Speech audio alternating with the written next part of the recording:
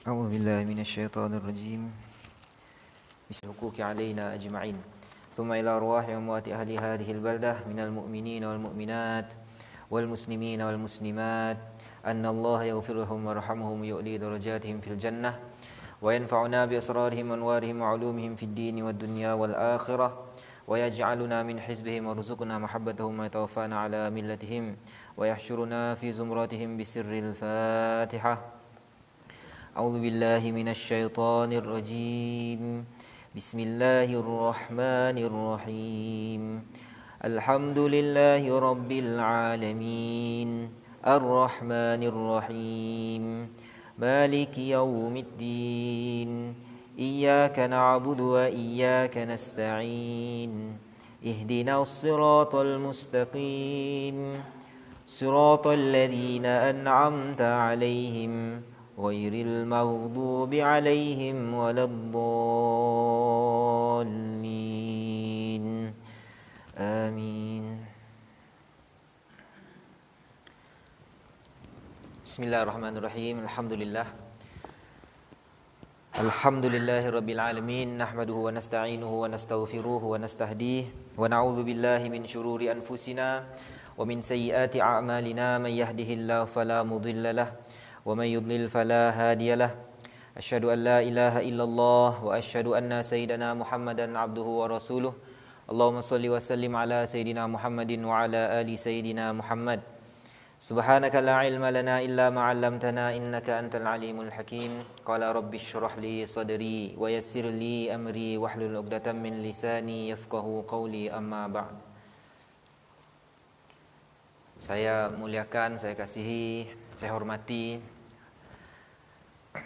Al-Fadhil Tuan Imam Ahli Jawatan Kuasa Surau Al-Hijrah, jemaah hadirin yang dirahmati Allah Subhanahu wa taala.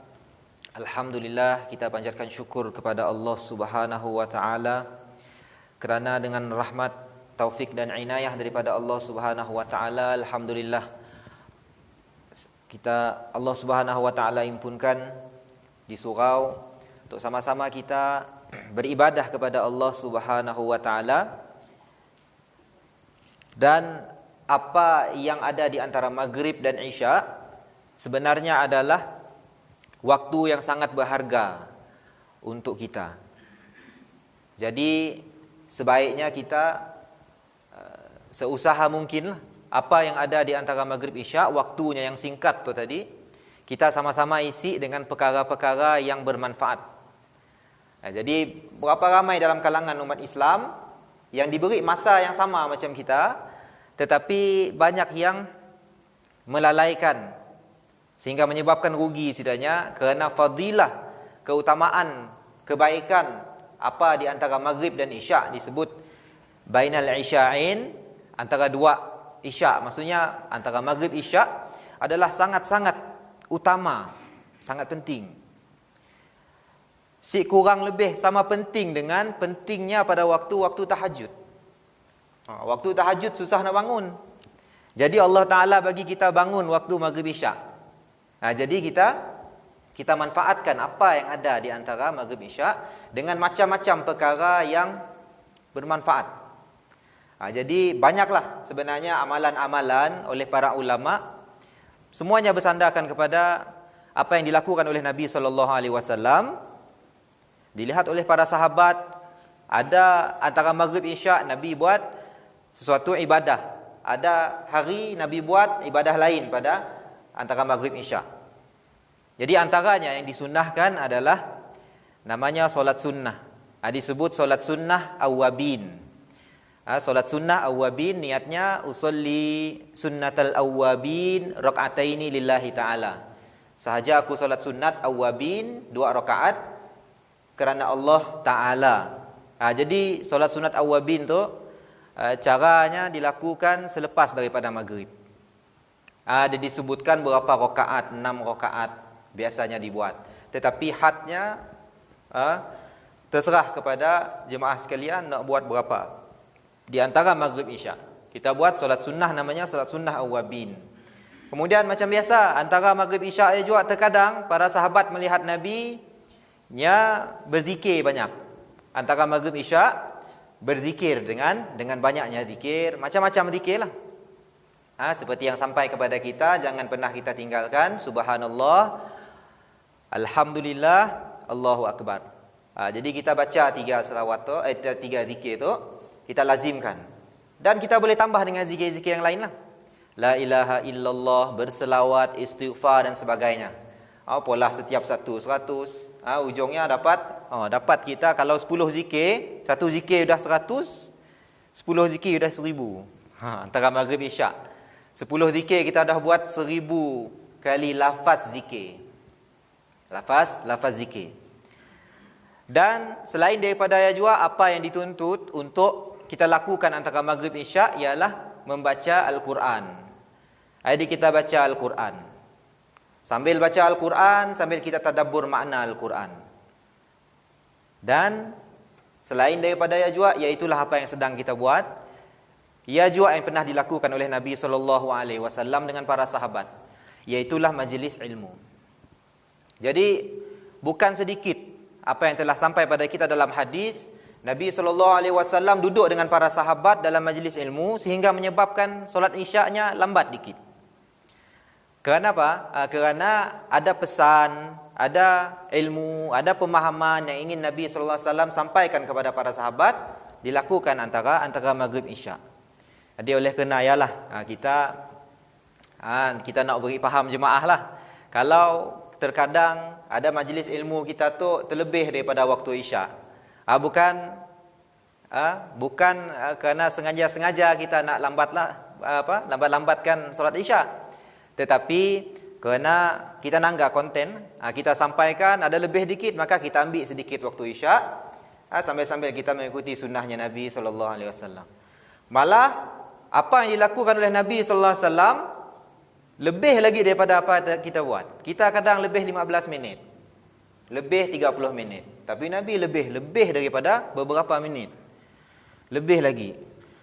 Jadi Alhamdulillah, kita Allah Subhanahu Wa Taala golongkan dalam kalangan orang-orang yang maghrib isyaknya diisi dengan benda bermanfaat lah.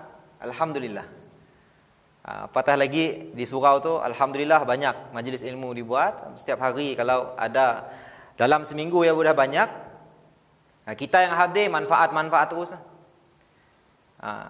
Bermanfaat, alhamdulillah. Macam ya juga kalau kita hadir di masjid di surau, kita lazimkan di rumah kita apa antara maghrib isyak kita lakukan dengan baik. Kita time-lah kita ngembak baca Quran, kita ngembak zikir. Kemudian kita buka majlis taklim sikit, bacalah daripada kitab apa-apa. Kurang-kurang dapat mengingatkan kita kepada kebesaran Allah Subhanahu Wa Taala. Hari itu kita sangat, terutama generasi muda lah, sangat lalai, sangat leka dengan macam-macam perkara. Dan bila udah leka dengan perkara-perkara teknologi dan sebagainya, jadinya maghrib isyaknya dilalaikan macamnya. Jangan kita sebut tahajud apa semualah. Maghrib isyak pun udah dilekakan oleh anak-anak muda. Time maghrib isyak juga alahnya pergi lepak minum. Time maghrib isyak juga alahnya pergi keluar dengan kawan dan macam-macam. Sedangkan masya-Allah tabarakallah, apa yang diajar kepada kita oleh para masyayikh kita, sebaiknya kalau maghrib isyak jangan menyibukkan diri dengan perkara-perkara lain selain mengingati Allah Subhanahu Wa Taala.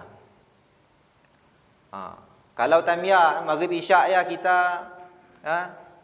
nak berbeli barang, sesuai. Contohnya berbeli barang apa dan sebagainya. Ataupun time maghrib isyak juga kita nak bertandang ke rumah orang, jadi tetamu rumah orang pun sesuai. Jadi disuruh, dituntut kepada kita antara maghrib isyak kita isi dengan benda yang bermanfaat. Nama apa? Seperti yang kita sebutlah, berzikir, baca Quran dan sebagainya. Susah kita nak nemu waktu lain selain maghrib isyak untuk kita amal. Susah. Kalau pagi sampai ke asar kita udah kerja. Pagi ke asar kita dah sibuk dengan macam-macam. Kemudian malam waktu kita istirahat. Maghrib isyak masya-Allah. Sangat-sangat penting, sangat-sangat utama. sebaiknya kita jangan sampai kita tinggalkan lah. Jadi kita ingatkan pada ahli keluarga kita, maghrib isyak kalau boleh jangan keluar rumah.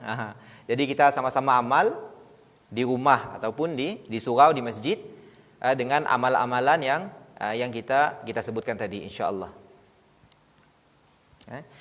Baik, jemaah yang dirahmati Allah Subhanahu wa taala. Jadi pada malam tu kita lanjutkan, kita kongsikan pada minggu lepas berkenaan dengan sunnah-sunnah wudu. Jadi kita sebut sunnah-sunnah wudu tu ada banyak. Jadi yang baru kita sentuh pada minggu lepas ialah berkenaan dengan sunnah wudu yang dilakukan sebelum daripada membasuh muka. Ada semuanya, ada 8 sunnah. Kita sebutkan pada minggu lepas. Kemudian dalam setiap satu sunnah, bukan ada sunnah saja, tetapi dalam satu sunnah ada lagi sunnah-sunnah yang lain. Jadi kita kata ada 3 in 1, ada 2 in 1, ada lagi yang kita sebut dalam bab sunnah kemarin ada 5 in 1, tuan-tuan. Ada 5 in 1. Bila kita buat satu sunnah ya, dengan lagi kita tambah ada sunnah-sunnah dalamnya, kita dapat 5 kali ganda pahala sunnah yang kita buat, padahal satu je. Contohnya berkumur-kumur. Berkumur-kumur, pertama sekali kumur-kumur yang pun sunnah. Pada ketika berkumur-kumur, kita pakai tangan kanan, sunnah. 2 sudah. Kemudian, bila kita berkumur-kumur, kita berlebih-lebih dalam berkumur, sunnah. Jadi 3 sunnah. Kemudian, bila kita berkumur-kumur, lebih-lebihkan kumur, kita baca doa pada ketika berkumur. Semoga Allah Ta'ala lancarkan lidah tu untuk berzikir, baca Quran, menyebut kata-kata yang baik. Sudah ada 4 sunnah dalam berkumur-kumur je. Jadi sebenarnya dalam 8 sunnah yang kita sebutkan pada minggu lepas, sebenarnya sudah sampai berpuluh-puluh sunnah sebenarnya. Tanpa kita sedar, Masya Allah, Tabarakallah, Allah bagi kita kelebihan, Allah bagi kita ganjaran dengan amal sunnah tu tadi, tanpa kita sedar, berpuluh-puluh dah kebaikan yang kita dapat daripada mengamal sunnah. Jadi saya sebutlah pada minggu lepas, sebab ya biasa kita mendengar kisah para ulama, para aulia, kalau satu hari dihadapkan di hadapan Allah Subhanahu wa taala dengan apa? Dengan kebaikan. Bilanya masuk salah satu daripada pintu syurga. Jadi malaikat kata, "Tu tempat kita wahai fulan." Bila kita nangga dalam masya-Allah ada rumah besar, ada istana kita. Kemudian ada macam-macam tumbuh-tumbuhan, haiwan ternakan dan macam-macam. Semua pakai kita. Bila kita tanya, "Tu dari sini oleh tu?" Oleh kita daripada berwuduk aja. Macam ni tanya. Masa kita kumur-kumur, kita berlebih-lebih masa kumur. Kemudian kita baca doa. Kemudian kita pakai masukkan air dengan tangan kanan. Setiap satu kelebihan Allah Ta'ala jadikan. Kalau berbentuk pahala kebaikan kita atas muka bumi, Allah Ta'ala sediakan ganjaran di syurga. Terkejut kita. Besar rumah kita bagi. Sama macam sedekah lah. Bila kita sedekah pada orang, Allah Ta'ala akan bina mahligai pada kita di syurga. Macam lebih kurang. Tanpa kita sedar, kita dapat. Itu yang kita mau. Itu yang kita mau dalam kehidupan kita. Kebaikan yang kita buat tu, kalau dapat kepada kita tunai di atas muka bumi tu, kita dapat di akhirat kelak, alhamdulillah. Kerana disialah sesungguhnya kehidupan yang kekal abadi, dunia tu hanya sementara. Dapat pun Allah Ta'ala bagi cash di atas muka bumi tu dengan sunnah tadi. Semoga aja sunnah-sunnah kelak jadi saham kita di akhirat, di syurga Allah Subhanahu wa Ta'ala. Jadi sunnah banyak sunnah. Yang kita sebut tu tadi pokok-pokok sunnah. Jadi sunnah dari salah satu pokoknya ada dahannya. Kemudian dalam dahan tadi kita kata amal pokok, wudu. Satu pokok. Kemudian di dalamnya ada ranting, kita sebut sebagai sunnah. Dahan sebut sebagai sunnah. Kemudian ada ranting-ranting kecil sebagai sunnah dalam sunnah. Macam jadi ada banyak ranting-ranting pohon tu tadi kita nangga seperti ni, pohon yang ada depan mata kita. Macam juga sebenarnya adalah konsep amal kita. Kita buat perkara yang fardu nama wudu, dalamnya ada sunnah, ada lagi sunnah dalam sunnah. Belum cerita nama kita khusyuk ketika berwudu. Orang kata kita fikir semua air tu semua Allah Ta'ala yang bagi. Kemudian Allah Ta'ala bagi kita mulut, untuk kita makan, untuk kita berkata-kata yang baik dan sebagainya. Dengan kita khusyuk, hadirkan hati pada ketika wuduk, ya lain cerita lagi. Lain cerita lagi kelebihan dan kebaikan yang Allah Ta'ala bagi. Ya, biasa orang yang hadirkan hati itu dalam setiap amal, orang tu senantiasa bertafakur, waktu solat dan sebagainya, Fatihahnya bacanya, faham makna, kemudian tiba-tiba fikirannya pergi ke jauh. Alhamdulillahirabbil alamin. Segala puji bagi Allah, Tuhan sekalian alam. Pandai terfikir pada otaknya tadi, Allah, alam tu besar. Alhamdulillah. Bila yang sebut alhamdulillah, ya, benar-benarnya ngerasa segala puji bagi Allah lah. Benar-benarnya merasa. Ayat tu tadi, ayat tu cerita di sebalik daripada kita cerita syariat lah. Luar daripada, maksudnya kita memahami hakikat apa yang kita buat, wuduk yang kita buat, solat yang kita buat, kita faham hakikatnya kena. Lebih-lebih lagi kebaikan Allah Ta'ala bagi. Lebih-lebih. Jadi semoga Allah Ta'ala golongkan kita, jadikan kita kalangan orang-orang yang benar-benar khusyuk lah dalam kita melakukan setiap perkara. Kita khusyuk, kita khuduk, hadir hati kita pada Allah Subhanahu Wa Ta'ala. Jemaah yang dirahmati Allah Subhanahu Wa Ta'ala. Jadi kita sebut balik apa sunnah-sunnah yang kita sebutkan. Yang pertama iaitulah melafazkan niat sunnah wudu. Mula-mula kita nemu air, jadi kita waktu kita nak jalan menuju air tadi, menuju palak baib atau dan sebagainya, kita sebut nawaitu sunnanal wudu lillahi ta'ala. Sahaja aku melakukan sunnah wudu kerana Allah Ta'ala. Kemudian kita membaca a'udzubillahi minasyaitonirrajim, bismillahirrahmanirrahim. Bismillahirrahmanirrahim, dan tambahlah macam-macam doa kita boleh. Disebutkan situ, Rabbi a'udzubika min hamazati syayatin wa a'udzubika rabbi ayyahdurun. Kemudian kita bersiwak. Kemudian kita mencuci kedua belah tangan kita. Mencuci kedua belah tangan. Kemudian kita berkumur-kumur. Kemudian kita memasukkan air ke hidung. Kemudian mengeluarkan air ke hidung. Dan setiap satu daripada sunnah tadi kita lakukan 3 kali. Contohnya kumur-kumur 3 kali, basuh tangan 3 kali, keluar masuk air daripada hidung, masuk keluar air daripada hidung 3 kali. Jadi melakukan 3 kali ya kelak adalah juga sunnah Nabi SAW. Ayat 8 sunnah. 8 sunnah yang kita sebutkan pada minggu lepas. Baik. Jadi minggu tu insya-Allah kita masuk dalam sunnah-sunnah dalam wuduk yang dilakukan pada ketika membasuh muka. Tadi ya cerita sebelum basuh muka, tu pada ketika membasuh muka. Pada ketika membasuh muka. Baik, yang pertama sekali sunnahnya ialah melafazkan niat wuduk. Jadi kita yang nama niat wuduk tu tadi adalah dalam hati. Kita niat nak wuduk. Tetapi sunnahnya adalah melafazkan niat wuduk. Jadi kita lafazlah nawaitul wudu lillahi ta'ala. Ataupun kita lafaz nawaitu raf'al hadathil asghari lillahi ta'ala. Sahaja aku berwuduk kerana Allah Ta'ala. Sahaja aku mengangkat hadas kecil kerana Allah Ta'ala. Iaitu dengan lafaz. Jadi lafaz itu adalah sunnah, bukan fardu. Yang fardu tadi untuk niat wuduk tak dalam hati. Sama macam solat lah. Sama macam solat, yang fardu dalam hati. Bila kita lafaz, kita dapat pahala sunnah. Jadi pada ketika membasuh muka, kita disunnahkan untuk melafazkan niat wudu. Nawaitul wudu lillahi ta'ala. Nawaitu raf'al hadathil asghari lillahi ta'ala. Jadi yang pertama sunnah pada ketika kita membasuh muka. Sebelum kita basuh muka, lafaz dulu.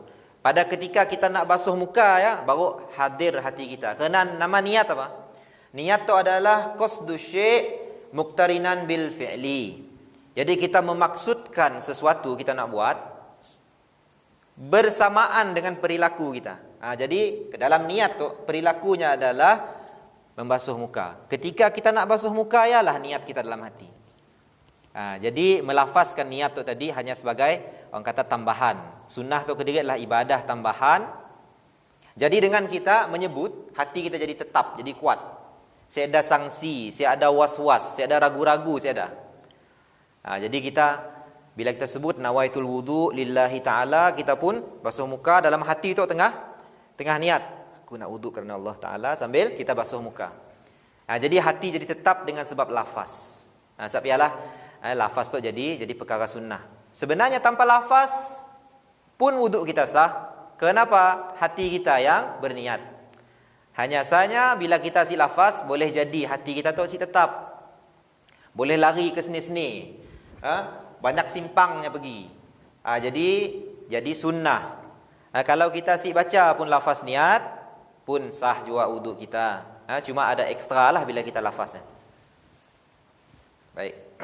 Jadi sunnah, di dalam sunnah pada ketika kita membasuh muka, iaitulah dengan membaca doa, wahai Allah. Lafaznya bismillahirrahmanirrahim. Allahumma bayyid wajhi binurik yauma tubayyidu wujuha awliyaik. Wahai Allah, Engkau putihkanlah, cerahkanlah wajahku dengan cahayamu pada ketika mana hari Engkau memberi cahaya kepada wajah-wajah orang yang Engkau kasihi, yakni hari kiamat. Jadi kita mohon pada Allah supaya Allah bagi cahaya pada muka kita. Dan sebaliknya, wala tusawwid wajhi bidzulumatik yauma tusawwidu wujuha a'daik. Dan jangan engkau zalimkan. Zalim mana kata? Jangan engkau gelapkan wajahku. Pada hari bila? Pada hari di mana Allah Ta'ala menggelapkan wajah musuh-musuh Allah. Yakni di hari kiamat kelak. Nampak orang beriman dengan orang yang kafir. Dengan wajah saja. Iaitu orang yang beriman wajahnya berseri, orang kafir itu wajahnya hitam. Hitam gelap. Jadi kita minta pada Allah dengan berkah wudu, dengan asbab kita wudu, Allah Ta'ala golongkan kita kelak di hari akhirat orang-orang yang bercahaya mukanya, bersih mukanya, bukan muka-muka yang gelap, bukan orang yang musuh Allah. Kita minta jauh lah. Sehingga disebutkan juga fadilat wudu antaranya ialah di hari akhirat, anggota-anggota wudu kita kelak akan bercahaya di hari kiamat.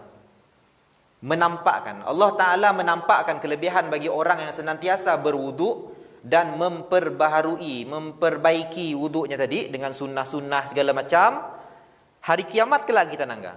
Ni orang-orang yang benar-benar jaga wudu, ni orang-orang yang wudunya jangan si je. Orang yang wudunya jangan si, beza cahayanya kelak di hari kiamat berbanding orang yang benar-benar wuduknya jaga, nya benar-benar teliti dengan sunnah, dengan adab-adab berwuduk kelak kita sentuh, nya benar-benar menjaga. Allah nampakkan kelak di hari akhirat. Hari akhirat. Jadi kita dalam basuh muka satu sunnah, kemudian kita melafazkan niat satu sunnah, kemudian yang ketiga, dalam basuh muka tadi kita berdoa pada ketika basuh muka. Ada 3 in 1 dalam muka aja, tuan-tuan. Tuan dirahmati Allah Subhanahu wa taala, yang pertama. Yang kedua, iaitulah ayyabda'a bil wajhi min a'lah. Iaitulah kita basuh muka, kita mau mula daripada atas. Jadi ceritanya bila kita nadah air, kita mau mula daripada atas. Maksudnya daripada dahi kita. Daripada dahi kemudian turun ke bawah. Bukan sekata dengan muka, bukan daripada bawah, tetapi daripada atas. Kita biar air yang mengalir, kemudian barulah kita meratakan di muka kita. Bermula daripada atas juga adalah sunnah. Adalah sunnah. Malah kalau mula daripada atas, tu rupanya lebih meyakinkan kita akan ratanya wuduk di muka. Kalau biasa amalnya akan merasa macam ni, dengan kalau kita mula daripada atas tu, air yang turun ke bawah, kemudian kita pun meratakan air, rasa lebih yakin kalau sempurna basuhan muka daripada atas. Seterusnya, ayyakhudhal ma' biyadihi jami'. Jadi untuknya basuh muka tadi, jangan ambil airnya, nadah air dengan tangannya dua-dua. Dengan tangan dua-dua. Menadah tangan dua-dua mula daripada atas. Jadi ada passion orang-orang kita, bila ada paip, kadang-kadang engkah palak debah paip yang mengalir. Ada juga kemudian cuci-cuci macamnya. Si dapat sunnah. Wuduk sah, tapi si dapat sunnah. Ataupun ada yang pakai satu muka mungkin, kita sih tahu. Tapi yang biasa saya lihat lah. Moknya benar-benar mesti muka itu kena air. Dibawa, diengkahnya kepalanya di bawah palak paip. Jadi si dapat sunnah lah. Si dapat sunnah. Jadi kita mau sunnah, kita tadah air ya. Kita tadah air. Di paip ataupun di kolah, boleh kita ambil air juga, tadah juga. Boleh kita tadah air. Jadi saya ada masalah lah. Saya ada masalah. Kalau daripada botol ataupun daripada bekas contohnya, kita tuang, minta kawan tuangkan kita apa semua, kita dapat lah. Kita dapat sunnah ya. Seterusnya jemaah yang dirahmati Allah Subhanahu wa taala, itu yang jarang kita buat. Jarang kita buat, iaitulah ta'ahudul maq. Al-maq disebut dalam kitab tu maknanya adalah di hujung mata belah hidung tu. Hujung mata yang belah hidung. Maksudnya dalam tu lah. Di tempat yang terkumpulnya tai-tai mata tu lah. Jadi di sini katanya ta'ahud, iaitulah kita benar-benar cuci bahagiannya. Jadi bila kita cuci muka, kita kena benar-benar cuci juga bahagian ujung mata, bahagian hidung tu tadi. Ia satu sunnah. Sunnahnya lagi iaitulah dengan menggunakan jari telunjuk. Jadi sambil kita cuci muka, sambil kita gosok-gosok tengah-tengah mata kita tu ada benda-benda nak menghalangkah apa semua, kita cuci. Pastikan tempatnya bersih. Kena air wuduk kita, kena. Kerana termasuk dalam anggota yang susah nak sampai air adalah bahagiannya tadi. Tapi jangan sampai masuk mata. Sakit mata lah. Tutup mata biasanya kita, kita urut-urut bahagiannya. Ya adalah juga sunnah. Biasa kita kalau kita ada biasa buat, atau namanya al-maq. Ta'ahud maq. Jadi kita tu berlebih-lebihan dalam mencuci bahagian ujung mata belah hidung. Ya adalah sunnah dalam cuci muka. Masya-Allah, banyak dah sunnah dalam cuci muka tu. Jadi kemudian yang seterusnya ta'ahudul lihadh. Ta'ahud juga berlebih-lebih juga, tetapi bahagian mata belah luar tu. Ujung mata belah luar apa tu dekat pipi tu lah. Belah tu pun kita gosok-gosok juga. Gosok-gosok juga bahagian tu. Jadi dalam mata kelak kalau kita basuh muka ngikut sunnah, bahagian mata kita sering kali gosok. Sering kali gosok luar dan dalam muka kita gosok. Adalah sunnah. Masya-Allah. Jadi nak cerita sunnah ketika basuh muka tu ya rasanya mau ambil 15 saat, 20 saat hanya untuk satu kali basuhan muka, kita gosok apa semua. Jangan naikkan lah. Pastikan melekat terus tangannya ke kulit apa semua. Kerana kalau kita naikkan bermakna basuhan lain sudah. Selaginya belum sempurna kena air, kita sudah angkat, maka belum sempurna basuhan tadi, belum dikira basuhan pertama. Jadi kena hati-hati juga tuan-tuan. Kalau buat sunnah tu, pastikan tangan yang melekat terus pada muka. Melekat terus pada muka. Jadi kalau kita basuh, jangan angkat. Jangan angkat dan engkah balik sih. Kerana bila kita angkat, mau simuk, kita kena cuci mula balik. Jadi kita faham kita sambil-sambil gosok. Ceritanya sunnahnya dengan sababah, dengan jari telunjuk. Susah kita nak pakai jari telunjuk, pakailah semua jari yang ada di tangan kita tu. Cuci bahagian yang susah tadi ya. Si ada hal.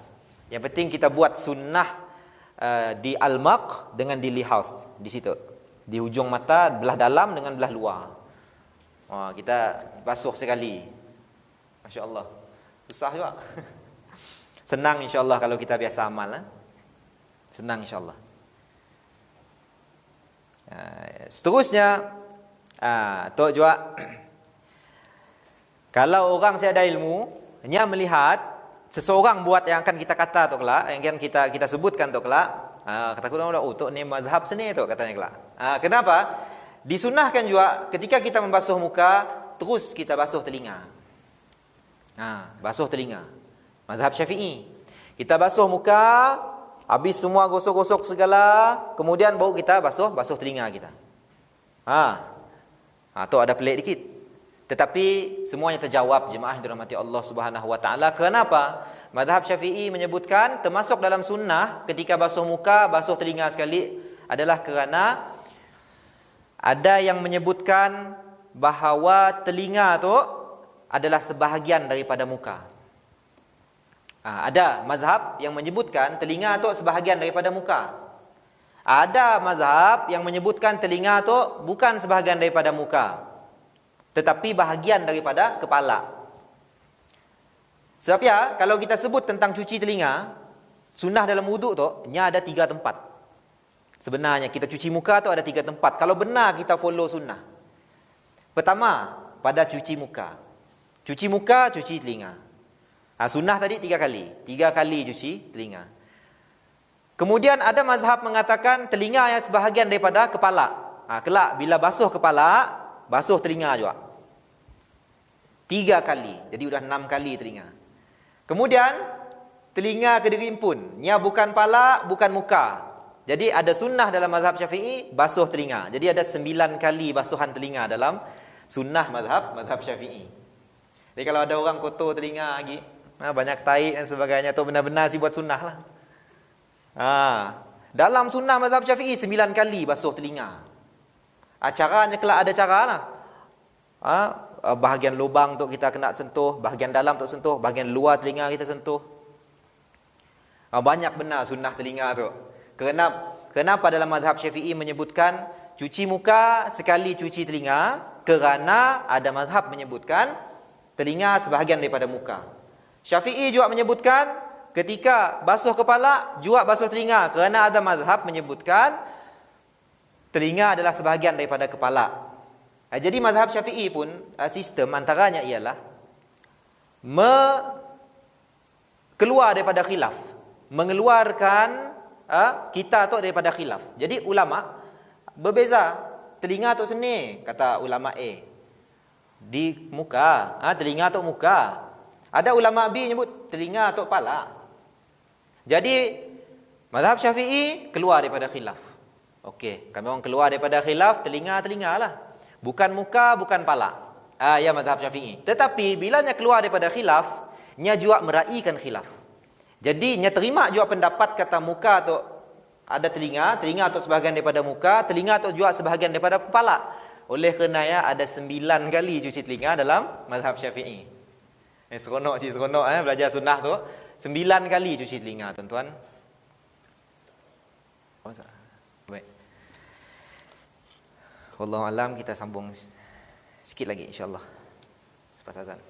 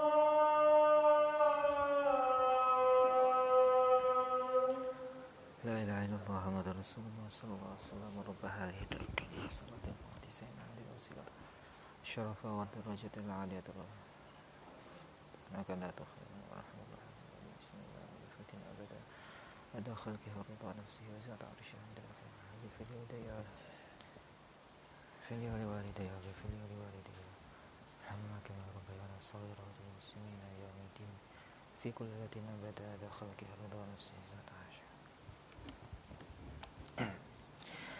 Jadi jemaah yang dirahmati Allah Subhanahu wa taala, antara sunnah-sunnah yang ada ketika membasuh muka juga adalah membasuh telinga kiri dan kanan sekaligus. Bukan kiri dulu, telinga dulu sih, tetapi sekaligus. Jadi caranya macam ni, selepas daripada kita basuh muka, kita buat sunnah-sunnah segala macam tadi, kita cuci bahagian ujung mata yang dalam dengan bahagian ujung mata yang luar, kemudian kita terus membasuh, dah kita gosok-gosok segala apa indah, kita basuh kepada telinga kita. Kita basuh telinga kita. Jadi kalau kita nanggal selepas tu, ada dalam kalangan jemaah, kalau bukan tok yang kita dah bagi tahulah, mungkin ada jemaah daripada luar ke, ada yang buat, kita nanggal, okey, senang hati kita. Kerana kita dah tahu, oh tu mazhab Syafi'i tu. Mazhab Syafi'i. Kalau ada seeda yang buat cuci telinga terus, sebenarnya jarang yang buat. Jarang yang buat. Kerana mungkin satu si tahu, nya adalah sunnah. Satu lagi boleh jadi kerananya simuk orang nanggal lain. Simuk orang nanggal lain. Terutama di tempat-tempat awam lah. Masjid, surau, di mana-mana tempat yang terkumpul orang nanggal kita, cara kita ngambil wuduk. Jarangnya buat di sana. Biasanya buat di rumah. Biasanya buat di rumah. Jadi si ada salah. Kita nak buat di tempat awam, dipersilakan. Kerana sampai bila-bila orang si akan tahu kalau kita si tunjuk. Orang si akan tahu kalau kita si bagi tahu. Jadi kita boleh, kadang-kadang ada niat kita nak mengajar kepada orang, boleh kita buat. Pada ketika solat Jumaat kan dan sebagainya. Tapi kini tu kita semua disuruh untuk wuduk di rumah lah. Wuduk di rumah. Jadi saya dah jadi masalah. Mudah-mudahan apa yang kita sampaikan tu kita sampai juga pada ahli keluarga. Ada live tu juga lah, mungkin sampai pada orang-orang di luar lah yang mendengar, insya-Allah. Jadi masya-Allah, membasuh telinga adalah sebahagian sunnah daripada kita membasuh muka. Membasuh muka sunnahnya juga mencuci telinga. Baik. Seterusnya, sunnah yang seterusnya pada ketika kita basuh muka ialah italatul ghurrah, iaitulah melebihkan bahagian muka tu. Jadi kita basuh muka, kita lebihkan bahagian muka. Kalau kita sebut had wajah, iaitulah had muka tu tadi daripada daripada atas dahi tu sehingga kepada bawah janggut, kemudian yang panjangnya, lebarnya daripada telinga ke telinga. Ia adalah had, bulatan wajah. Tetapi sunnahnya ialah melebihkan had tu tadi. Maksudnya kita atas sedikit, kena rambut, kemudian kena telinga, kemudian kena lagi bawah daripada janggut. Sunnah dilebihkan. Kena sunnah dilebihkan dalam wuduk, semua nak lebih. Basuh kaki lebih, basuh tangan lebih, kumur-kumur pun kena lebih-lebih juga. Semua kena lebih supaya apa? Yakin air yang sampai pada wuduk. Nak cerita sampai martabat yakin tu, kita pun yang tahu.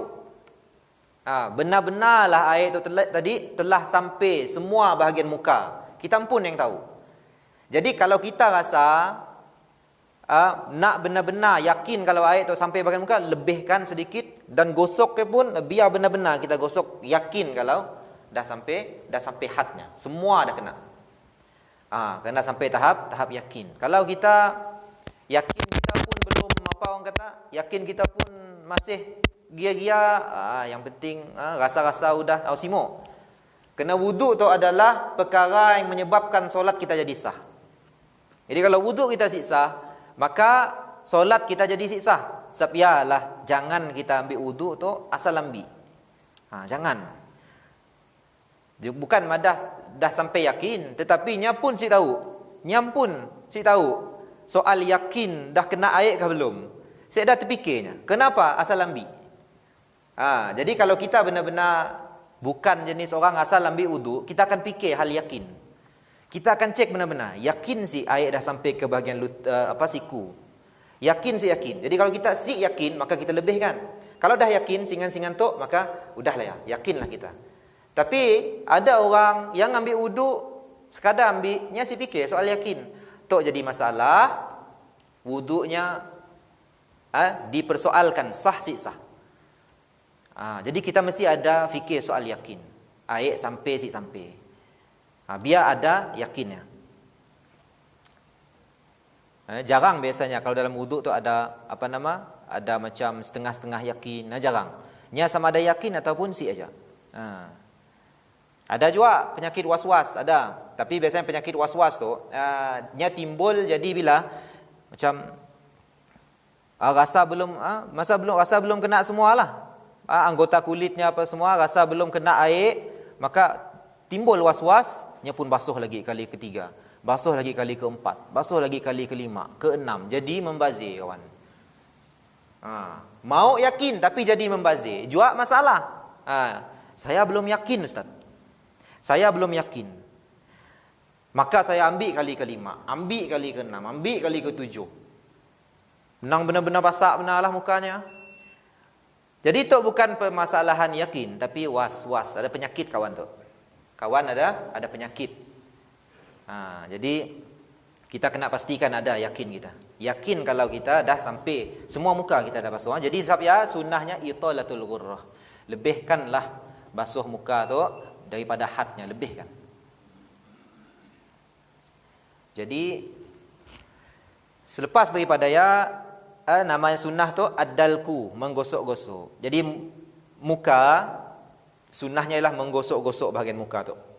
Menggosoklah berkali-kali, nama menggosok. Jadi supaya apa? Supaya juga yakin kita kalau air tu kena pada kulit kita semua tempat. Jadi menggosok. Jangan hanya sekadar memancitkan muka. Ia kelak masuk perkara makruh dalam wudu.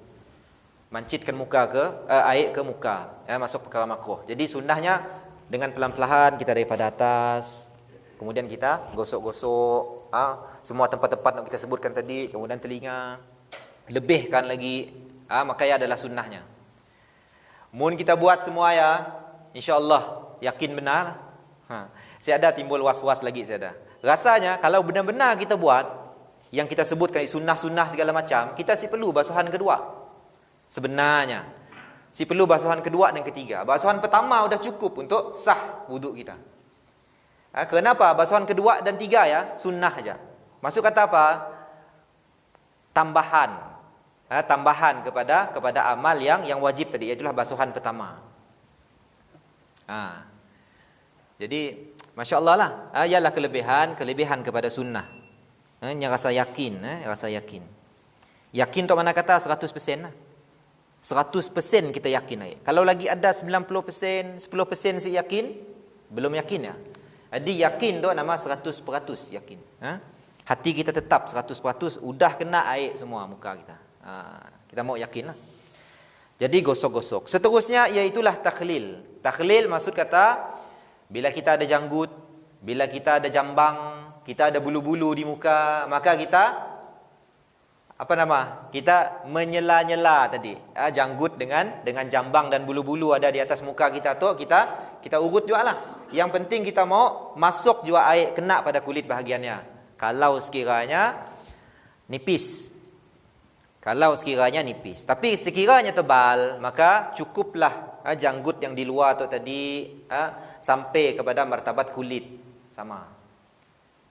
Jadi kita pun sambil-sambilnya kita ngurut, sambil-sambilnya kita ngurut supaya apa?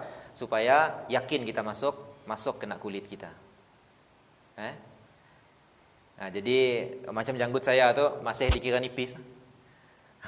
Jarang kita nemu orang kita yang janggut tebal. Masih jarang. Kalau ada yang tebal biasanya orang-orang sebelah India bagi orang Arab, jenis-jenis tebal. Memang si nampak terus kulitnya. Jadi at-takhlil jadi kita menyela-nyelakan janggut kita tu tadi dengan apa? Sunnahnya ialah dengan bi asabi'il yad al-yumna min asfal. Jadi kita ngurut daripada sini menggunakan tangan kanan dengan jari-jari tangan kanan daripada bawah. Daripada bawah macam tu kita ngurut-ngurutnya. Daripada bawah sunnah. Sunnah daripada bawah. Susah juga kita nak cuci muka aja banyak prosedur. Banyak sunnah ceritanya, banyak sunnah. Baik. Kemudian yang terakhir iaitulah melakukan semua sunnah tadi 3 kali. 3 kali. Basuh muka 3 kali, kemudian telinga, kemudian apa lagi? Basuh muka lagi, tok lagi, basuh tok lagi, ujung, dalam apa semua, 3 kali semua. Dan maka lengkaplah sunnah-sunnah yang kita buat pada ketika membasuh muka. Ya ketika membasuh muka kita cerita tadi sunnah-sunnah ketika basuh muka aja. Ada banyak. Apa lagi ada sunnah dalam sunnah. Jadi dalam bahagian yang kedua lah dalam sunnah kita ngambil wudu tu. Pertama kita sebut minggu lepas iaitulah berkenaan dengan sunnah-sunnah wudu sebelum basuh muka. Malam tu alhamdulillah kita selesai tentang sunnah-sunnah wudu time kita basuh muka ya. Wah, masya-Allah. Jadi belum cerita tangan, rambut, kaki segala macam. Baru sebelum dengan pada ketika basuh muka dah banyak sunnah-sunnah yang Allah Taala bagi kita pahala tu, kebaikan tu, banyak sebenarnya tanpa kita sedar. Tinggal kita nak kaut atau silah. Jadi saya kira untuk malam tu cukup kita bahaskan tentang sunnah-sunnah pada ketika kita basuh muka. InsyaAllah semoga boleh kita amal. Semoga boleh kita amalkan sama-sama. Test dulu. Mungkin ada dalam kalangan jemaah sekalian udah test. Macam ni kumur-kumur berlebih-lebihan. Memasukkan air ke hidung berlebih-lebihan. Dan kemudian ada cara kita yang kita dah sebut pada minggu lepas. Ada 6 cara. Nama al-waslu dengan faslu tadi mungkin ada yang udah coba lah. Ada yang udah coba. Kalau dah coba alhamdulillah kita pakailah yang paling afdal. Kita pakai yang paling afdal. Jadi insyaAllah semoga amal kita yang sedikit Allah Ta'ala pandang. Kenapa? Kerana niat kita nak membaguskan wuduk kita. Ya ajak. Niat kita nak betul wuduk kita. Lama tu kita dah rasa betul. Mungkin betul lah wuduk-wuduk jemaah sekalian. Tapi jangan pernah kita rasa sempurna perkara yang kita lakukan. Kita tambah baik, upgrade kita pun wuduk. Ya barulah sampai pada maksud hadis man tawadda fa ahsanal wudu. Siapa yang berwuduk dan memperbaiki wuduknya, kelak fadilatnya besar di hari akhirat. Terhapus dosa, digolongkan dalam kalangan orang beriman, dan macam-macam kelebihan. Golongan tu yang kita nak masuk tu, yang memperbaiki wuduk, yang memperelok wuduknya. Bukan wuduk hanya sekadar ambil. Sekadar ambil. Ada basah dikit dah wuduk. Padahal rupa-rupanya Jadi minta maaf juga saya sebutlah. Memang ada saya melihat sangat menyedihkan. Wuduk kita bila kita ambil, biasa kita sebut tadi kita tadah air. Kita tadah air untuk basuh muka. Tapi ada si fulan yang saya pernah langgar, lepasnya tadah kacak dah, sunnah dah. Dibuangnya balik Dibuangnya balik air barunya basuh muka. Udah kacak dah. Banyak gila. Kacak dah sunnahnya buat, tadah, tinggal nak sapu ke muka. Tapi dibuangnya dulu, kemudian barunya sapu muka. Simuk kena baju ke apa, wallahu alam. Itu sangat berlawanan dengan sunnah lah. Bukan malah berlawanan dengan sunnah. Sah wuduknya kalau macam mana? Sah wuduknya. Kita udah ada air yang sempurna, cukup sifat dah air ya, mengalir, dan segala macam cukup untuk basuh muka, tapi hanya memilih untuk air yang ada di tangan tu aja, di tadahnya. Jadi kita persoalkanlah macam ni tahap yakinnya air yang sampai ke bahagian mukanya semua. Kalau ada janggut, masuk di dalam janggut, kemudian bulu-bulu mata tu masuk. Ya jadi persoalan kita. Orang tu nyasik fikir pasal yakin. Sebab saya pada bila kita ambil wuduk, persoalkan yakin kita. Yakin benar sih kena air. Kenanya melibatkan kesahihan solat kita. Melibatkan kesahihan solat, fikirlah pasal yakin. Fikirkan pasal yakin kita. Jadi sebenarnya masih banyak dalam kalangan kita. Jangan kata anak-anak muda lah dalam kalangan kita yang sudah berumur tu pun masih juga ada banyak salah. Jadi kita apa perkara yang baik yang kita dengar, kalau kita rasa kurang sempurna, akan kita perbaiki. Kita perbaiki sama-sama. Memang masih banyak salah kita tu yang perlu kita perbaiki lah. Perlu kita perbaiki benar-benar. Kerenanya melibatkan soal solat, melibatkan soal macam-macam. InsyaAllah lah, mudah-mudahan kita sama-sama dapat perbaiki insyaAllah. Tadi muka kita ibadah di lepas saya jadi anak. Macam seolah-olah kita kan hukumnya membasuh muka kan. Berarti ambil air basuh muka. Kalau kita tadi menyapu air aja artinya. Ini dah sah tak? Yalah ceritanya tadi kita persoalkan. Sah sih sah wuduknya. Jadi kita pun faham lah. Kita pun faham. Macam ni wuduknya tu. Salah saya juga. Si tegur time-time ya. Jadi kita tu masih ada kurang. Patut-patut kita seharusnya insyaAllah kalau kita sama-sama kita perbaiki diri kita lah. Dalam bab dakwah, dalam kita sampaikan dakwah pada orang, ialah kelemahan kita ucap istighfar pada Allah Ta'ala, semoga Allah Ta'ala ampunkan dosa. Untuk seterusnya daripada tu, bila kita nanggar perkara-perkara macam perkara munkar, kata kita, perkara munkar yang menyalahi sepatutnya, usaha kita dengan mulut kita. Ada segi hadis ya. Bukan saya nak bangga diri kita, tapi saya nak setiap kali berwuduk saya akan ingat hadis tu. Solat yang sempurna ialah wuduk yang sempurna. Rokok yang sempurna dengan khusyuk yang sempurna. Wuduk disebut mula. Betul. Setiap kali wuduk saya memang ingatkan. Kalau hukum pasti saya memang buat lagi pulang. Bukan saya nak bangga diri kita, tapi memang yang sentiasa saya terdekat di hati. Bagus. Maksudnya kalau kita senantiasa fikir solat yang sempurna adalah wuduk yang sempurna, berarti kita akan hati-hati untuk wuduk. Jadi ya satu cara yang bagus. Maksud kata kita tadi, kita fikir tentang hakikat ibadah yang kita lakukan tu biarnya sempurna. Secara syaraknya sempurna. Selebihnya kelak ekstra lah. Selebihnya ekstra. Yang penting syaraknya udah sempurna. Kerana kita fikir apa? Kita fikir wuduk yang sempurna tu akan ngembak kepada solat yang sempurna. Jadi kita akan menyempurnakan wuduk. Kalau dah wuduk tu si sempurna, kata kita si sah lah.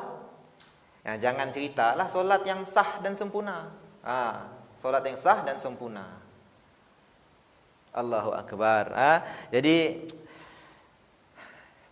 wuduk simple tapi cuba kita beratkan.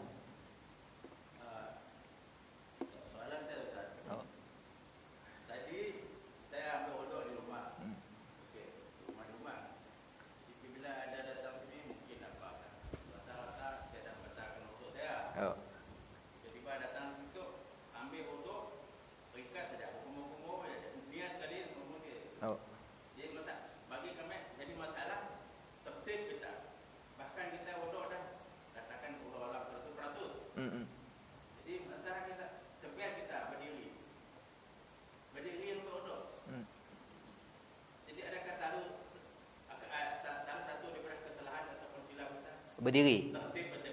Tamam. Baik, jadi antara sunnah kalau kita sebutkan sunnah umum dalam wudu. Sunnah umum antaranya ialah duduk. Jadi sunnah.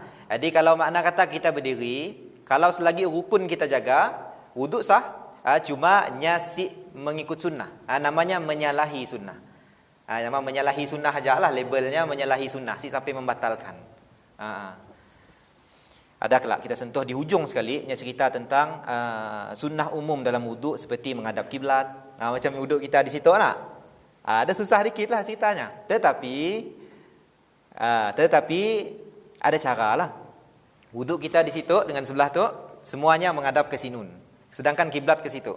Jadi cara kita ialah pusing dikitlah badan kita menghadap ke kiblat, sekurang-kurangnya kita usaha nak dapat nak lurus pipe sebelah tu dapat, kita miringkan sedikit. Atas usaha kita nak ikut sunnah, Allah terima insya-Allah. Jadi kita benda dah ada, kita si perlu nak diroboh balik tapi dah. Udah ada alhamdulillah, kita cuba sesuaikan diri kita aja lagi. Pusing dikit je. Pusing dikit. Lepas doa pun ngadap kiblat juga. Bukan ngadap ke sini, ngadap kepada kiblat. Ya sunnah-sunnah umum dalam wudu. Antaranya juga ialah berdiri lah, berduduk lah. Duduk. Macam ni duduk, di sini disebutkan. Duduk macam duduk dekat kursi kah, cangkung kah, ayat saya ada disebut. Yang penting dalam posisi kita duduk lah. Posisi kita duduk.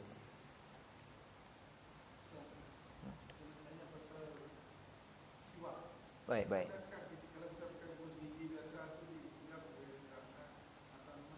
Ya. Jadi memberus gigi hukumnya seperti siwak. Cumanya ada bahagian yang nyasi dapat sunnahnya. Sunnah siwak yang benar-benar sunnah. Jadi kita madah berus gigi sebelum wudu. Berus gigi sebelum wudu adalah sunnah. Tetapi sunnah dalam bersiwak tadi menggunakan kayu yang khas, nama kayu arak tadi. Nama sunnah dalam sunnah. Kenapa? Kerananya ada khasiat dalamnya.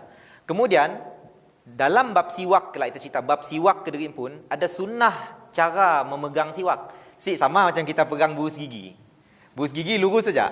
Sunnahnya mesti macam maaf saya.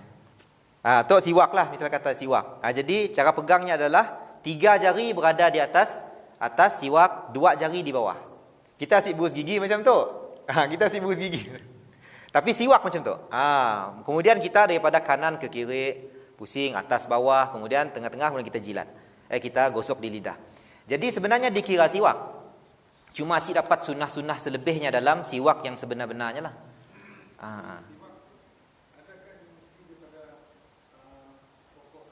Pokok arak tadi. Ya nama siwak.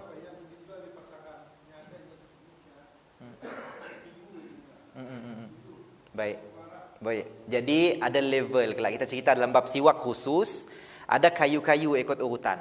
Yang paling utama kayu arak.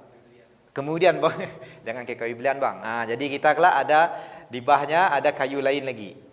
Ada kayu-kayu lain. Semua yang ada khasiat lah. Tapi yang paling khasiat katanya tadi kayu arak. Kayu arak tu yang biasa dijual yang dia lah. Dan pokoknya juga kita ada nangga di negara Arab. Wangi juga. Kemudian tok lah yang namanya fadilah tadi sampai siwak tu boleh menyebabkan kita tahan ngantuk, boleh menyebabkan kuat hafalan. Tok fadilatnya kayu tadi. Ada orang jual ubat gigi kayu sugi. Saya tahu benar-benar kayu sugi kah ataupun hanya produk yang dicampur-campur. Ada khasiat yang penting bau kah apa semua saya tahu. Tetapi cuba kita buat yang sebetulnya lah.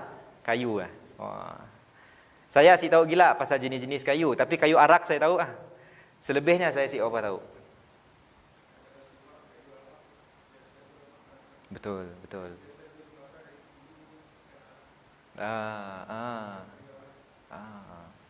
Ialah satu jualan nama dah dibisneskan, sunnah yang dibisneskan. Cuba kalau kita ada supplier kah yang datang daripada negara Arab, ngembak satu bandel kah apa semua, ramai aja dalam kalangan kita sebenarnya yang pulang balik dari negara Arab. Beramai aja sebenarnya dalam kalangan kita. Tapi ialah kita memikirkan benda macam tu Ujungnya orang-orang yang berkepentingan jual satu kayu pendek yang jauh dah dekat RM10. Engkah lagi dengan bekasnya. Jadi mahal. Kita pun susah 2-3 kali fikir nak beli. Allah. Jadi sunnah jualah bersiwak. Caranya, kayunya yang sesuai dan sebagainya.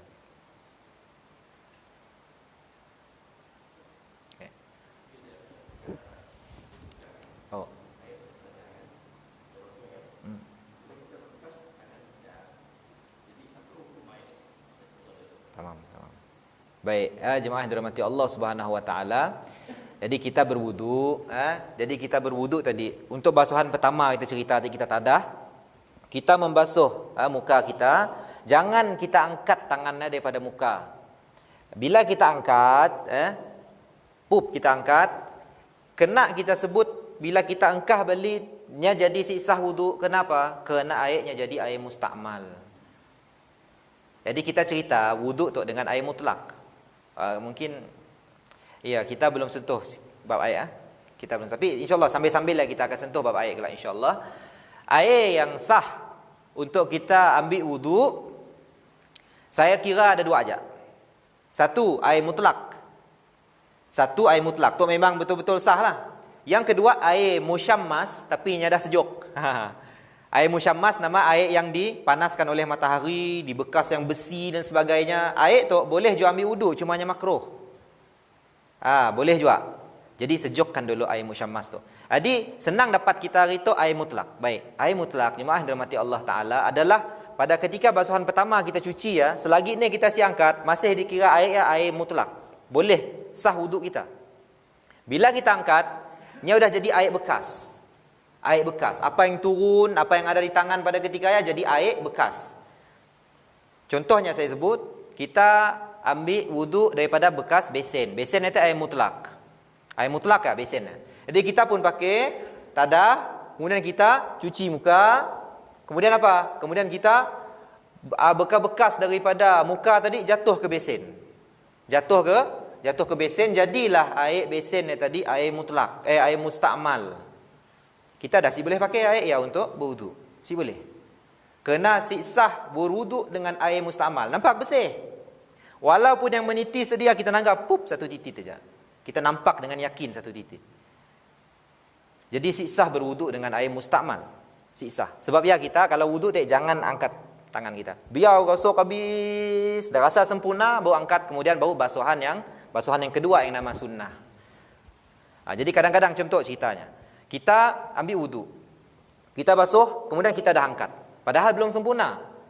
Bila kita basuh lagi kali kedua, ya baru dikira basuhan pertama. Jangan kita kira dah basuhan kedua dah. Selagi belum sempurna, ambil giginya air ketiga. Basuh. Baru air pertama, baru basuhan yang pertama. Selagi belum sempurna. Kena ya sempurnakan dulu, biar basuhan pertama sempurna. Basuhan kedua tambahan, ketiga tambahan. Jadi salah kita dalam berwudu, sebenarnya belum sempurna wudu kita, tapi kita dah ambil air lain. Jadi yang kita rasa 3 kali tadi, rupanya kita baru cuci sekali wudu kita. Baru sekali. Belum pula sunnah yang kedua ini. Yang kita rasa sunnah, rupanya bukan sunnah. Rupanya basuhan wajib. Basuhan pertama. Kena hati-hati ya. Kena hati-hati. Kelak mungkin insyaAllah kita bahas panjang lagi tentang air mustakmal. Macam ni kita hukumi air mustakmal dalam perbuatan wuduk kita dan sebagainya. Niat ya Ustaz. Niat sebelum air muka ataupun sebelum baca niat. Jadi pasal niat kita nak berwuduk tadi kata dalam kitab tu inda ghuslil wajh. Ketika kita mau basuh muka. Pada ketika kita mau basuh muka, nama niat perbuatan qasdu, memaksudkan sesuatu, bertujuan buat sesuatu bersamaan dengan fi'il, dengan perbuatan. Jadi perbuatan kita niat adalah basuh muka. Jadi bila kita nak basuh muka, dalam hati kita dah timbul niat, aku nak berwuduk kerana Allah Ta'ala. Jadi kita basuh muka. Waktu kita nak berwuduk, niat. Basuh muka, niat saja aku wuduk kerana Allah Ta'ala. Bersamaannya niat hadir dengan nak cuci muka. Ya. Serentak. Bersamaan serentak dengan basuh muka ya. Bersamaan. Ustaz, kalau dia rendam muka dekat itu kolam macam mana Ustaz? Jadi kita jadi memasukkan muka terus ke kolah, singanlah had mukanya, pusing ke kanan atas bawah segala macam, kena had muka dah. Jadi sahlah wuduk. Wuduknya sah. Jadi air dalam kolah tu biasanya memang lebih daripada 2 kolah lah. Kecuali kalau dah air tadi, air yang kurang 2 kolah. Disebutkan 2 kolah tu, salah saya kelak kita buka kitab bab air, disebutkan ada lebih kurang 200 liter, 200 belas liter macam mana?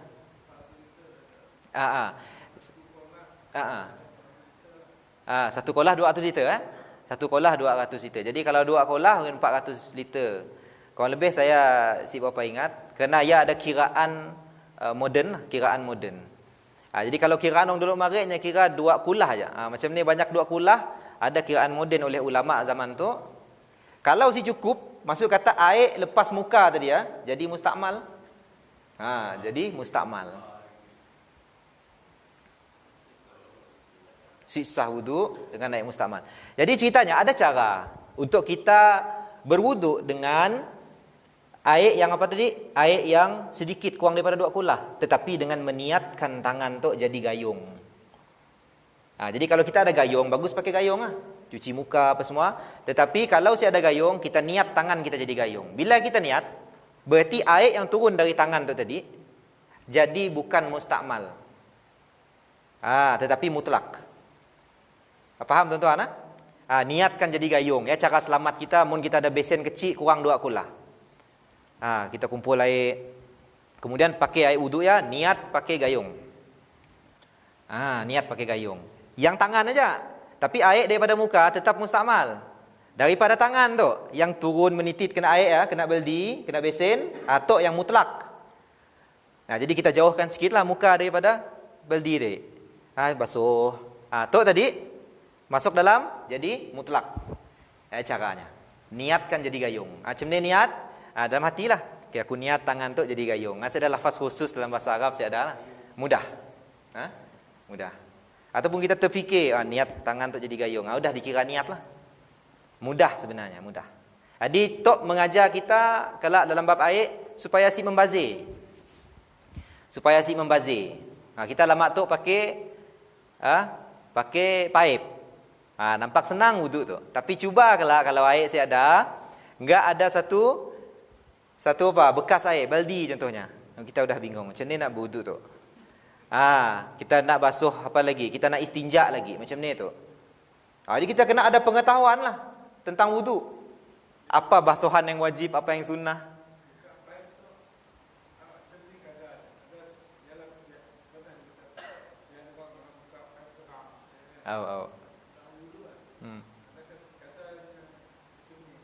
Yalah. Membazir. Jadi kita sebut kadar yang boleh kita perkirakan lah. Kita sebenarnya kalau disebut kadar, saya ada disebut kadar yang khusus lah kalau nama air mengalir. Tapi kita pun tahu kadar sampai tahap kita membazir tu macam ni, kita pun tahu. Sebenarnya paip yang dibuka kecil, kemudian kita tadah, kuantiti yang sama. Bila kita buka paip besar, maksudnya ni yang kita pilih. Kita pilih buka paip yang kecil daripada buka paip yang besar. Biasa kita time wuduk lah kita buka paip besar sampai merancit ke sebelah apa surai. Kira-kira konon nak sah sempurna lah tu. Rupanya makruh. Makruh kita membazir jadinya. Sebenarnya sedikit pun sebenarnya dah cukup. Sebenarnya sudah cukup. Berlebih-lebihan malah kelak menyebabkan pembaziran, wallahu alam. InsyaAllah lah kelak ada kita masuk sikit bab air lah insyaAllah. Masuk bab air. Kadang-kadang ada juga air yang masuk bila kita si sedar. Bila kita si sedar benda yang masuk, mustakmal contohnya. Bila kita si sedar benda yang masuk, padahalnya kurang daripada 2 kulahnya masih jadi mutlak. Kerana kita si nampak. Macam-macam lagi perbahasan dalam bab air tu menjadikannya mustakmal, mutanajis, dan macam-macam. Tu ilmu tu perlu kita tahu juga. Terutama bila bab si ada air di rumah. Jadi ada persoalan sikit saya tulis untuk yang terakhir lah. Sekiranya kita enggak ada air tu, tuan-tuan, tu buka minda sikit lah. Enggak ada air tu dalam kehidupan kita, mungkin zaman darurat lah, wallahu alam. Enggak ada air tu. Jadi kita fikir, air tu pakai minum. Bisa air untuk wuduk saya ada. Jadi cenai kita nak fikir antara air tu untuk kita pakai wuduk ataupun kita terus pergi kepada tayammum. Kan? Kalau ada air, kita pakai tayammum. Jadi ni yang kita perlu dolokkan. Air yang sedikit tu, padahal kita minum juga tu. Ataupun kita terus pergi kepada tayammum. Saya pula tanya soalan. Untuk ilmu kita insyaAllah. Jadi yang dipilih ni satu. Adakah terus tayammum ataupun pakai air tu?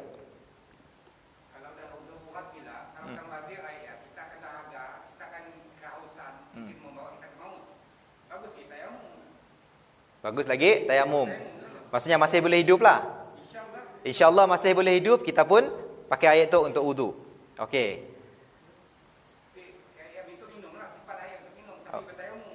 Bertayamum. Bertayamum. Kita milih bertayamum. Okey. Baik, jadi ada perbezaan jawapan. Perbezaan jawapan. Jadi kita perlu faham kaedah. Kita perlu faham kaedah. Jadi yang pertama kaedah menyebutkan idza ja'al ma batala tayammum. Jika ada air, tayamum jadi batal. Ya kaedah yang pertama. Jadi selagi ada air, tayamum jadi batal. Mana kata ada air, tayamum jadi batal. Baik, tayamum jadi batal. Ataupun kita sedah air tu. Si ada air benarlah kita. Kita pergi jiran, ada air, sedah. Pergi ke tempat-tempat lain mungkin sejauh 1 kilometer. Tanya air si ada. Tiba-tiba ada satu rumah nya jual air dengan harga satu tu RM50. Kena air susah nak dapat. Kita cuba juga beli air tu harga RM50. Kenapa? Selagi ada air si boleh tayamum. Kaedah. Selagi ada air si boleh bertayamum. Bertayamum jadi batal. Jadi ya kaedah pertama, perlu kita dapatkan air walau macam ni pun. Walaupunnya jual dengan harga mahal, tapi kalau kita si mampu, kemudian barulah kita pergi kepada tayamum. Kita si mampu, nak berhutang lagi RM50 contohnya. Berhutang dengan orang, Hajar Tegal nak ambil air tu. Jadi si perlu berhutang. Di sini dah dikira darurat, baru kita boleh bertayamum. Baik. Jadi persoalannya tadi, kita mendahulukan tayamum daripada air, sedangkan air tu boleh kita minum. Persoalannya kita boleh tanya pada diri kita, kalau kita si minum, masih boleh hidup si hidup? Kalau kita masih kira boleh hidup, kita berwuduk dengan air itu. Tapi kalau kira-kira kita si minum, lepas kita sembayang tu 5 minit lepas kita sembayang, kita dah memang dah go lah. Minum tu lebih utama daripada dijadikan air wuduk. Jadi semuanya balik kepada keadaan kita. Kalau kita rasa-rasa masih boleh survive setengah hari tanpa air tu, jadi dahulukan wuduk daripada minum. Dahulukan wuduk daripada minum. Macam ya ketatnya syarak tu dalam menetapkan perlu tayamum ataupun perlu berwuduk, ada kaedah selagi ada air, dolokkan tayamum. Dolokkanlah tayamum. Kita pun boleh kira lah, faham Kita pun boleh kira. Kalau si ada air tu kelak kita dah yakin lah, si ada duit nak beli air apa segala macam, tayamumlah. Bertayamumlah. Bukan cerita simpan, tetapi cerita solat, tuan-tuan. Untuk saya nak tegaskan juga. Solat kita, sedangkan kita rasa-rasa tadi, kita masih boleh survive tanpa tu, ataupun kita rasa si boleh survive tanpa air, terus kita bertayamum. Padahal sebenarnya kita boleh survive. Persoalan jadi solat kita tadi. Tayamum kita jadi sah ataupun si sah. Persoalannya adalah pada solat ya. Solat ya mesti dengan wuduk, bukan dengan tayamum. Jadi kita memperkirakan ya tadi dengan benar-benar betul lah perkiraan kita. Jangan sekadar-kadarnya kita rasa sedahlah sedah air tu. Kita pun terus pakai untuk minum. Persoalannya kelak solat kita yang bertayamum tadi ya, adakah dikira? Adakah dikira? Macamnya. Wallahu a'lam. InsyaAllah lebih lanjut kelak kita cerita bab air lah. Sepatutnya air dulu baru wuduk. Kita wuduk dulu. Tapi insya-Allah masalah sambil-sambil kita masuk bab air insya-Allah.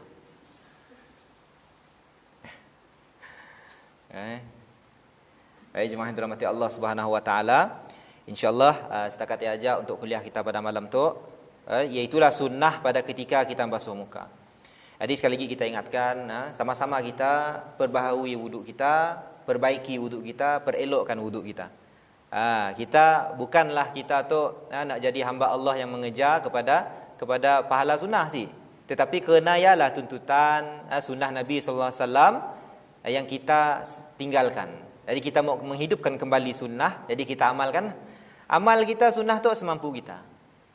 Amal sunnah semampu kita, jangan dipaksa-paksalah. Jangan dipaksa-paksa sampai menyebabkan kita zalim pada diri kita, zalim pada orang lain juga. Jadi kita simuk sampai menzalimi dalam mengamal sunnah, tapi amallah. Kalau kita rasa sampai menzalimi, jadi kita amal. Kita amalkan insya-Allah, semoga berolehlah segala fadilat, kebaikan, ganjaran yang disebutkan bila kita ngamal sunnah tadi pada kita, dan juga lebih lagi di akhirat kita kelak. Allah dah sedia semua dah. Insya-Allah, amin Allahumma amin. Sekian jemaah yang dirahmati Allah taala, wabillahi taufik wal hidayah. Wassalamualaikum warahmatullahi taala wabarakatuh.